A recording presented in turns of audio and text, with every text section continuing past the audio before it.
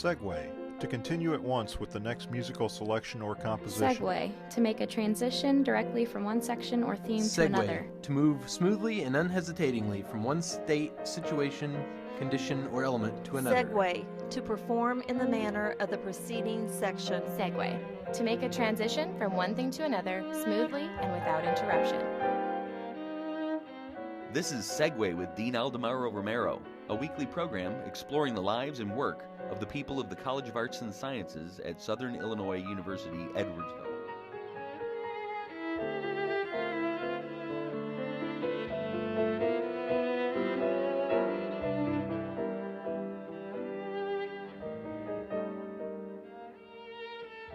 Hello everybody.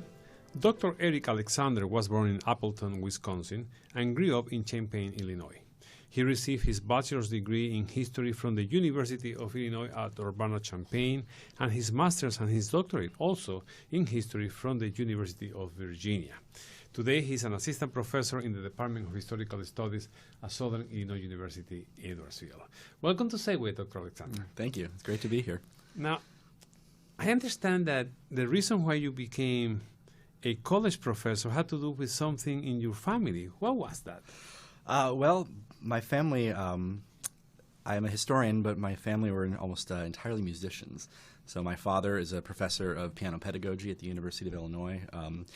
I had two grandfathers who were, one was a choral conductor, the other is a band director. Most of my family were educators, although in music. So education always came. It's a really natural choice for me. It was part of our family, even though I went with the humanities instead of music. But why history? You know, it's interesting. History to me, I mean, what I think draws people to history, this isn't necessarily my philosophy of history, but what draws people to history is that it's stories. It's people, it's individual characters. When I was young, I remember I was always fascinated by Greek and Roman mythology. And I loved just the stories of Greek and Roman mythology. And I went to college, and I had these high goals of being a classicist. And then I figured out you have to learn ancient Greek and ancient Latin. So I thought, well, American history, you don't have to learn a foreign language, right? But also with American history, I also got really interested in my own family's history. And once I started putting, placing stories within context. So, for example, my great-grandfather fought for the Union Army during the Civil War, and that kind of got me hooked in learning more about those subjects and kind of placing things within context. Okay. So basically the reason why you moved from the classics to the Civil War was because language. Partly, and also my own family history kind of drew me to it as well. Okay. So. And I guess that's why you end up at the University of Virginia, because it's in those schools in that particular geographic area where American history, particularly Civil War history, is very strong. Yeah, it's funny you say that, because anytime since I went to graduate school and people would say, "What do you do?" and I say, I studied the Civil War, and they say, well, where? And I say, University of Virginia. And the first response, almost universally, is, well, that's a great place to study the Civil War. And in terms of location and where you are, it is certainly. And the faculty there was also, I think, in terms of 19th century America and the Civil War, was, in my opinion, the best in the country when I went to graduate school. And also they have a great amount of archival material, which Absolutely. is what the historian called primary sources, which is essentially where you can extract that information instead of just reading other people's books.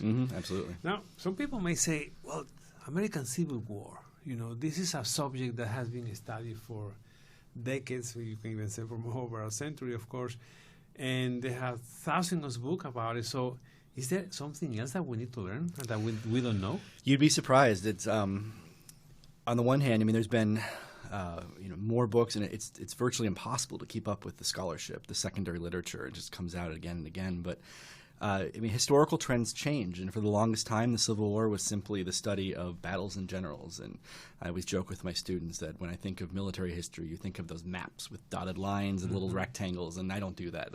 I can't follow those maps; they confuse me. But over the historical profession has changed, and so have the study of individual subjects and areas. So within the Civil War, we've seen this flourishing of scholarship in the history of emancipation, both as a political and legal process, but also as a social experience.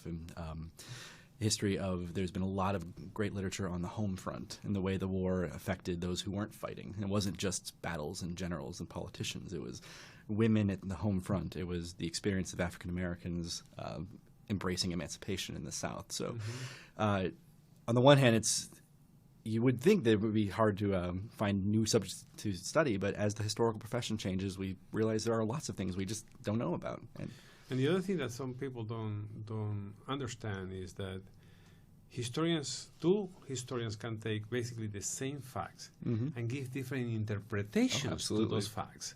And I think the way, unfortunately, I think history is being taught in most high schools is a succession of dates and names and places, but history is much more than that. Absolutely, and that's I'm sure our colleagues from historical studies here have talked about this before, and I'm happy to talk about it too, that here especially, and I think there's been a trend within the study of history at the college level over the last 15 to 20 years, moving away from what you said, history simply as memorizing facts, names, dates, and really teaching students about what historians do. We talk about doing history instead of studying history, reading primary sources, understanding, really basic critical thinking skills, but more than that, how to engage in historical analysis. So within the larger field, things change, not just subject matters, but there are new types of sources available. There are new methods for doing history. So it's constantly changing. Okay. Now, talking about that, based on the same facts, there have been a lot of discussions lately that I have followed in some publications of a number of historians that are in two camps regarding the Civil War. Ones that say that, listen, it could be avoided, it could have been avoided, and others say, no way. So tell us a little about that controversy. It has been since the day the war started, even before the war. It's been, I think, the most persistent and oldest debate.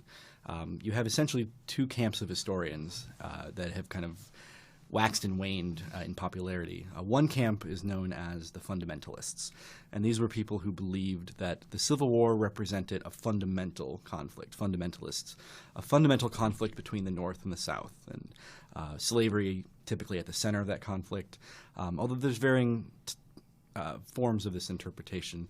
Some have said it's a fundamental clash of different economic styles. North is capitalistic, free labor, where the South is more industrial. The South being agrarian, rural, and anti-capitalistic. And those historians have argued that essentially, not all of them say it was inevitable, but that's the sort of logical end of that argument, right? That if it's a fundamental conflict, that at some point, sooner or later, the only way to resolve that conflict was through a shooting war. The opposite side of that argument was a group of historians who were typically referred to as revisionists, meaning they came in and wanted to revise this argument. And revisionists argue that not only was the war not inevitable, it was avoidable, and oftentimes you could blame the war on politicians. One of the most famous articles was called the blundering generation theory, that this was a generation of politicians who blundered their way into the Civil War. And these historians often look at the war. A lot of these historians were writing in the context of World War I and World War II, and they looked at the tragic loss of life in those conflicts, and they looked at the Civil War. In the Civil War, more Americans were killed in that war than all other wars combined. And we've actually just recently, the most recent scholarship has upgraded. It used to be the standard number was 620,000 Americans. It's been upgraded to about 750,000 now. So these historians, these revisionists, looked at that massive amount of death, loss of life, and said, this is a tragedy. All these lost generation of American men. And that's, of course, before we now they weren't as concerned with, say, emancipation as a product of the war as we are now, I think, historians now. But the other side of this revisionist argument that I think is important is some revisionists also point out that, well, slavery, there may have been a fundamental conflict, but it doesn't explain the timing of the war. So, for example, there were a whole series of events, the Missouri Compromise in 1820, the Nullification Crisis, this is the stuff of history textbooks, the Compromise of 1850, and this series of increasing sectional conflicts over typically slavery. But war didn't break out at any of those moments. So a lot of the revisionists have said, well, we can think about a fundamental conflict, but that doesn't explain why the war happened when it did. And to explain the timing of the war, you have to move beyond that fundamental conflict and look at cause and effect, contingency, individual actions. Listening to you, I cannot avoid but to think about the current political conflict in Washington, because maybe an oversimplification, but I see many parallelisms in terms of geography, Certainly. obviously, in terms of view of society, the history of America. Do historians engage in that type of comparative studies? Yes and no. I think it depends on the field. Some historians like to engage in counterfactual history, which I don't particularly like. I'm a specialist in political history, in the history of politics, political parties, political ideas, and a lot of my work crosses over with political science. And so, in sort of answering one comment you made, if you look at what political scientists say about the current political climate in Washington, the parties now are more polarized than they ever have been. That Democrats tend to agree more with Democrats than they used to in the past, and Republicans tend to agree more with Republicans. That the two parties are so at such opposite ends of the political spectrum, nothing can get done, which we've been witnessing for the last 3 weeks, right? And this was true in the 1850s before the Civil War. The parties were extraordinarily polarized. Now, an interesting irony, a comment I'll make on that is, for as much as Americans profess that they despise it when the parties can't get along, when you have this kind of gridlock, voting evidence over time, historically throughout the United States history, suggests that Americans are more engaged politically. They come out and vote in higher numbers when parties are more polarized. So when parties tend to agree, when they get along and there isn't as much conflict and stuff's getting done, Americans they don't go to the polls as much. They don't vote in as high numbers. But when the parties don't get along, you see a lot more. Politics becomes much more personal, and people. Sounds like they are watching sports when there is a big rivalry between two teams. There will be more people going to the stadium to watch those. And in fact, the time before the Civil War is a period historians refer to as the second party system. When we talk about party systems, we mean at that time it was Democrats and Whigs. Today it's Democrats and Republicans.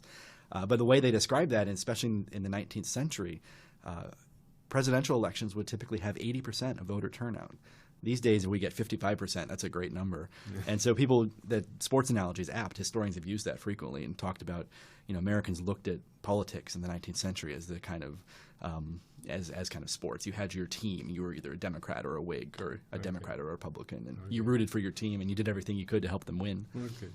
Well, now you're talking about this overlap that you do with political science and in history. I mean, one of the eras that are more interesting in American history is a direct result of the Civil War's Reconstruction. Sure. And some people have argued, sometimes very vociferously, that if Lincoln would have not been killed, Reconstruction would have been totally different, and actually this country will be today fundamentally different. What do you think about people who argued along those lines? This is a great question. What Lincoln would have done. Lincoln is more than a hobby. It's a strong interest of mine, and I think one problem with studying Lincoln is there's very rarely a smoking gun. And what I mean by that is he very rarely wrote down exactly what he was thinking at exactly any given point. So oftentimes we have to infer from what he was doing at different points in time to figure out what he was thinking, and that can be difficult. So with Reconstruction, all we know are what his particular plans were. So Lincoln, for example, believed in what was called the 10% plan. The 10% plan essentially meant that in order for former Confederate states, these states that were rebelling against the United States, for them to come back to the Union, 10% of the citizens had to swear an oath of loyalty to the United States, and then they had to pass a new constitution that abolished slavery. That was it. Doesn't seem very punitive. And one irony of the Reconstruction era is that Lincoln, of course, was shot and killed. Andrew Johnson, his successor, who most historians, when you see these lists of worst American presidents, Andrew Johnson's usually number one or number two. He was very racist, but Johnson very much believed he was carrying out what Lincoln would have done, and I don't think he did it with the level of tact and political skill that Lincoln had. I think the basic core principle, the kind of policy of clemency that Johnson maintained, I think that was actually at the core of what Lincoln wanted to do. Lincoln, the very famous quote Lincoln used was, with charity for all and malice towards none, right? Yeah. This idea that, we have fought this war, we ended slavery, it's time to move on, we need to reunite and move past this conflict. And but I think the difference is Lincoln was a master politician. I always tell my students, if you want to understand Lincoln, think of Lincoln as a politician first. And Johnson was stubborn. He was an extreme racist by even 19th century standards, and he didn't have the skill that Lincoln had. So, okay. Now, something that I think most people do not understand is that although emancipation was one of the major themes of the Civil War, but certainly not the only one by any means, people think that because of that and because the North won the war, things were fine for African Americans. Right. But the fact of the matter is Reconstruction didn't achieve the civil rights for African Americans. So what happened? Yeah, this is one of the classic problems. And my own, I'm a Civil War specialist, but my own research in my current project focuses on Reconstruction. And the classic problem that historians have been asking for the last 40 years is, why did Reconstruction fail? You had the constitutional amendments were the 13th Amendment, which abolished slavery, the 14th Amendment, which granted citizenship to former slaves, and the 15th Amendment, which gave African-American men the right to vote. And so you had this moment where it seemed like the United States was committed to abolishing slavery and giving equality, and it fell apart. So the question you're asking and the question historians have been very interested in is, why did it fall apart? Why did it fail? And there's a whole host of answers. One answer is simply the racism of white Southerners, white Democrats, that once Southern states came back into the Union, you didn't have a Republican Party. The Republican Party was the party of Lincoln. Republicans were the party in favor of racial equality. You didn't have a Republican Party in the South, so there was no political system in place to protect the rights of African Americans. Another answer has been that the rise of essentially terrorist organizations, the rise of the Klan, the Ku Klux Klan, originates after the Civil War. And white Southerners used violence and intimidation to prevent African Americans from voting, to prevent them from gaining equality. And also white Southerners passed laws. These were called black codes. And it was essentially slavery without the name, that they would pass laws preventing blacks from moving across this. Jim Crow, and then you end up with segregation. Now, I have a slightly different answer. I think all those are part of the answer to that question. But there's another element of it, and that's you also have to look at Northerners, specifically white Northerners, because if we want to think about how could Reconstruction have succeeded, it would have required the efforts of the federal government. So after the war, for example, there was a federal organization called the Freedmen's Bureau. This was a federal organization that provided education, legal representation, different services to former slaves. And it was a federal program, and it required federal funding. It required Congress. You would have needed the Union Army to maintain presence in the South in order to protect the voting rights of the African Americans, let them vote at the polls. So all of these things require the efforts of the federal government and the support of the federal government. And nearly half of white Northerners were Democrats, and Democrats didn't support these things. And once the war was over, white Northerners were concerned with other things, like a massive depression, putting food on their table instead of concerned about what was happening to the rights of African Americans in the South. And even if, the last point I'll make is that even if white Northerners hated slavery, which by the end of the war they did, that didn't mean they believed in racial equality. And there's two very different points there.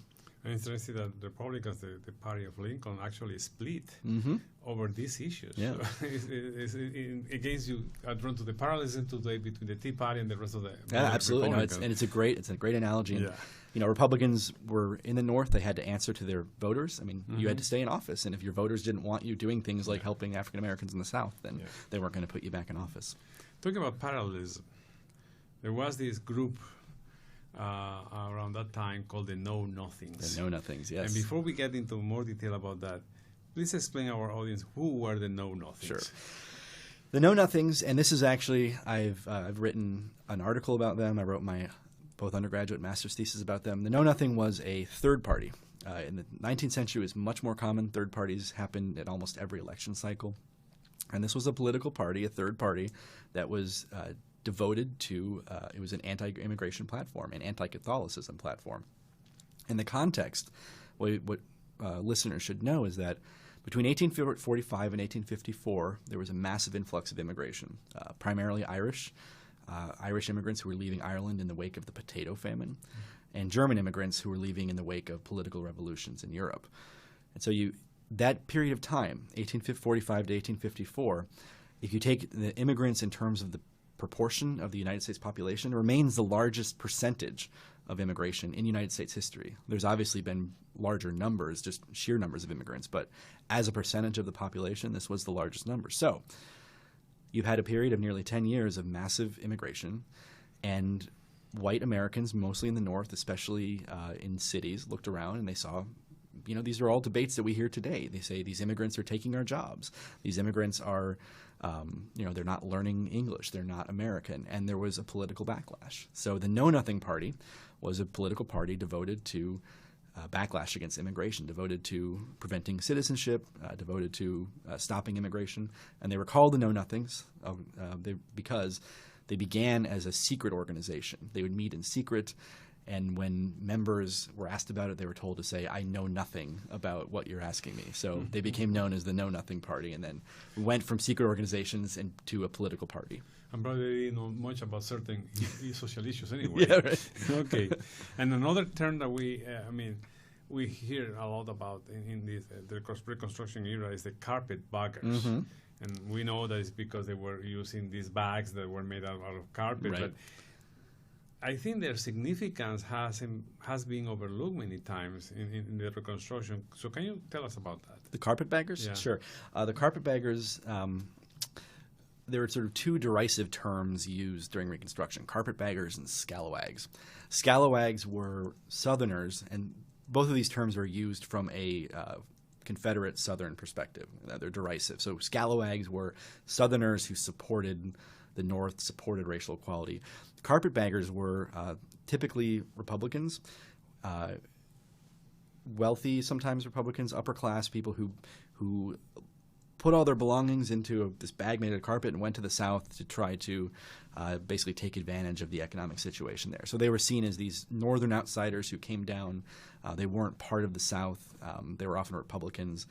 And a lot of white Southerners looked at them as kind of part of the problem. Reconstruction for the longest time, from the Southern perspective, and if you look in United States history textbooks from the first half of the 20th century, Reconstruction was called this tragic era. It was seen as this era of Republicans attempting to import their radical ideas upon the South. These Republicans were corrupt. And it's also, again, from this perspective of racism, because it was a tragic era because they were trying to award racial equality. And we've obviously moved beyond that. But for the longest time, one of the first movie, the most famous first movie, Birth of a Nation, was part of this idea that Reconstruction was this tragedy, that they should never have been attempted. Yeah. And carpetbaggers were part of that narrative. Okay. So what we see here is basically a very fraction or segmented demographics around Reconstruction. I wonder if that's one of the reasons there couldn't be a sensible common agenda to move things forward, because everything was so dispersed. And certainly, and it's part of it's one of the and again, as we've seen in the last few weeks, it's one of the flaws in the American political system, that when you have polarized sections, an electoral system based on popular democracy, you can get these situations where things are so polarized people can't get along. During the 1850s, Congress struggled several times to even elect a Speaker of the House, much less get anything done.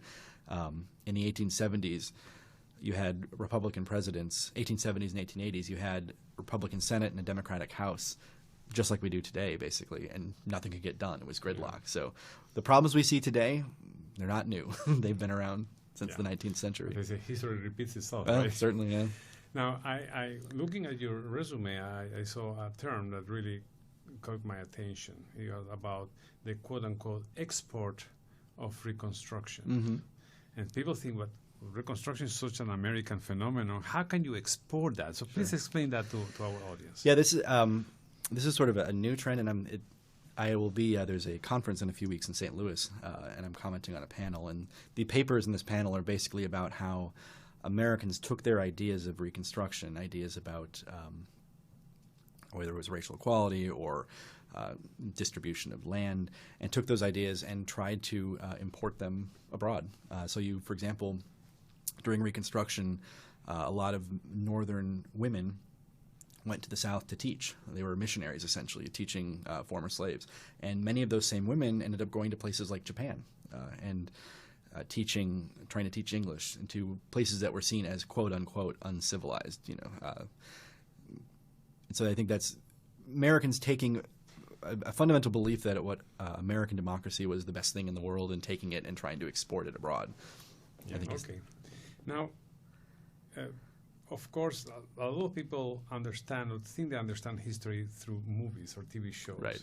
And recently we had the Lincoln movie that was very famous. So some people may ask to a professional historian, how accurate was the movie from a historical viewpoint? There's a number of ways to answer that. My standard answer is that I think in terms of as a vehicle for public history, the way I like to think about it is probably more Americans will get their story of Abraham Lincoln from that movie than anything else, at least for the time being. And if you think about it that way, I think it's fine. I think it's accurate enough. I mean, there's a lot of really good things about it, the political complexity, the kind of political maneuvering. It also gives, I think, Americans, politics are important. The way politics get done, the way backroom deals happen. On the flip side, I think as a specialist, there are problems with the story, and it's very Lincoln-centric. We don't have a lot of evidence that Lincoln was that involved in the passage of the 13th Amendment. For listeners who don't know, the movie is it's set in 1865, and it's about the passage of the 13th Amendment, which abolished slavery. And the movie makes a very strong case that Lincoln was behind the scenes, even possibly offering bribes, doing everything he could to get the votes in Congress to get this amendment passed. And we know Lincoln supported it, absolutely, there's no doubt, and Lincoln believed in the abolition of slavery, but whether he was really that involved in the day-to-day is a lot of speculation. And it also marginalizes, there had been an abolition movement for decades. There was Republicans, for example, in the movie Thaddeus Stevens, played by Tommy Lee Jones. Thaddeus Stevens is kind of portrayed as this sort of sideshow, this crazy, what we would today call sort of a crazy liberal. He's this radical Republican who, Lincoln is the pragmatic moderate. And those Republicans played the Republican Party, and Republicans like Thaddeus Stevens were just as important in Lincoln in getting this done. It wasn't just Lincoln doing it. So I think that's my sort of dual reaction. Okay. Well, unfortunately, we ran out of time because this is such a great subject. And I actually wanted to ask you about why American Civil War is so fascinating to the public. But again, we ran out of time. So thank you very much to Professor Erik Alexander of the Department of Historical Studies at Southern Illinois University, Edwardsville, for a very interesting conversation about the American Civil War. And next week, we are going to have a group of Southern Illinois University students and faculty who will be talking about the recent theater trip to London, England. So stay tuned.